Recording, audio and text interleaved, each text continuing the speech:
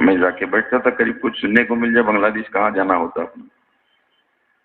تو انہوں نے کہا ایک دن جو ہے، بولے انہوں نے یہ بات کہی کہ حاجی عبد الوہاب صاحب رحمۃ اللہ علیہ جب بھی بنگلہ دیش آتے ہیں، آج آیا کرتے ہیں، اس وقت حیات تھے، تو بولے ان کی بات کا ترجمہ میں ہی کرتا ہوں، اس لیے کوئی اتنی باریک آواز میں بات کرتے ہیں کہ وہ بنگالی علماء کو سمجھ میں نہیں آتا، ترجمہ کرنا مشکل جاتا ہے.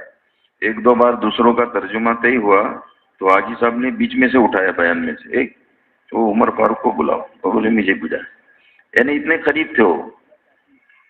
بولے ایک دن کہنے لگے ٹونگی کے اجتماع میں، سب کو بلا، وہ 60 کو بلاؤ، وہ تو نام لے کے پکار دے، زبیر کو بلا دوں گا، حضرت مولانا سعد صاحب، زبیر صاحب اور جتنے اکابرین اس وقت میں موجود تھے سب کو بلایا اور کمرے میں بٹھایا.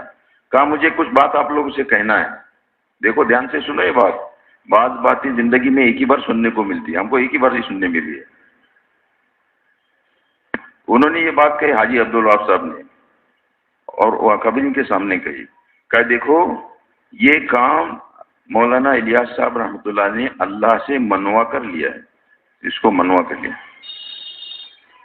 اس کام کو اللہ سے منوا کر جاری کیا ہے. اور دوسری بات سنو، جیسے اللہ تعالی، اچھا یہ کام اللہ سے منوا کر جاری کیا ہے، اگر اس کی کوئی نقل اتارے تو نہیں اتار سکتا. پوری دنیا میں کئی تنظیم و تحریکوں نے کوششیں کی کہ تبلیغ والوں کے انداز میں ہم بھی جماعتیں نکالیں گے، ہم بھی کچھ کریں گے، لیکن آپ دیکھو کہ نہیں چلی، بات نہیں چلتی ہے. اس کی نقل کوئی اتار نہیں سکتا. ابھی چل رہا ہے، اس کے معنی یہ اصل ہے اس لیے چل رہا ہے. آپ یہ بھی دھیان رکھو، یہ اختلافات کے باوجود چل رہا ہے، اس کے معنی اصل ہے اس لیے چل رہا ہے. نقل ہوتا تو نہیں چلتا تھا، اس کے معنی ہو گئی. ہاں ہمیں اطمینان ہونا چاہیے، اللہ کا شکر ادا کرنا چاہیے کہ اصل کے ساتھ اللہ تعالیٰ نے ہم کو رکھا. الحمدللہ کہو واقعی. تو یہ بات حاجی صاحب نے کہی کہ اس کی کوئی نقل نہیں اتار سکتا. دوسری بات یہ کہا کہ جیسے مولانا الیاس صاحب رحمۃ اللہ علیہ نے اس کام کو اللہ سے منوا کے جاری کیا، ایسے نظام الدین کو بھی اللہ سے منوا لیا. اور یوں فرمایا، بھائی یہ میں نے کچھ مولانا عمر فاروق ابھی حیات ہے، ان سے سنی بات کہہ رہا ہوں، مجھے کوئی نقل ادھر ادھر کی گئی وہ والی باتیں نہیں ہے. فرمایا کہ آگے ہی فرمایا کہ نظام الدین چھوڑ کر اگر کوئی اس کام کو چلانا چاہے تو نہیں چل سکتا ہے.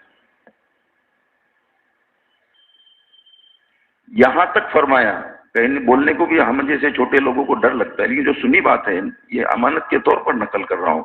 یوں فرمایا کہ اگر یہ زبیر اور سعد نام لے کے کہا، یہ اگر نظام الدین سے کسی وجہ سے نکل جائیں تو ہم وہاں آ کر اس کام کو وہاں سے چلائیں. ہمارے ابھی چپلون جانا ہوا تھا، ہمارے محمد بھائی میں